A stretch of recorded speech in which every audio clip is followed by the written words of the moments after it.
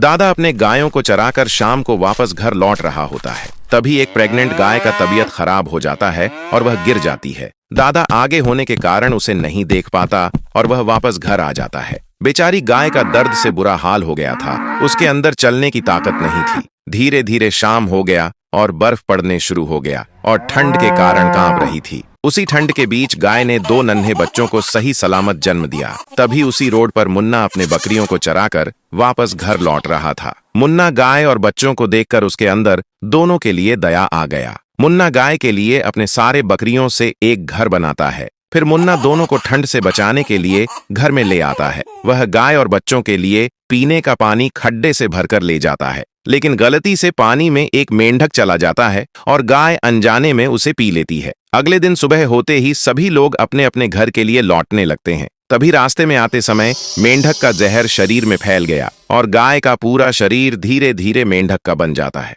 गाय घर जाकर दादा से सारी बात बताती है, लेकिन दादा उसे पहचानने से इनकार कर देता है और बेचारी गाय को मार मार कर घर से भगा देता है। गाय अपना शरीर ठीक करने के लिए किंग मेंढक के पास जाती है। किंग मेंढक समुद्र का सबसे ताकतवर किंग था, उसी के कहने पर सब होता था। गाय उससे अपना शरीर वापस पहले जैसा नॉर्मल करने की भीख मांगती है, लेकिन दुष्ट किंग मेंढक उसकी एक नहीं मानता और गाय को वहां से भगा देता है। फिर गाय अपना गुजारा करने के लिए समुद्र से निकलकर एक जंगल में चली जाती है। तभी कुछ मधुमक्खियों के झुंड ने गाय के ऊपर हमला कर दिया, जिसके कारण उसका शरीर ठीक हो गया, लेकिन उसके शरीर पर मधुमक्खियों ने घर बना लिया। फिर गाय जंगल से निकलकर एक गांव में चली गई।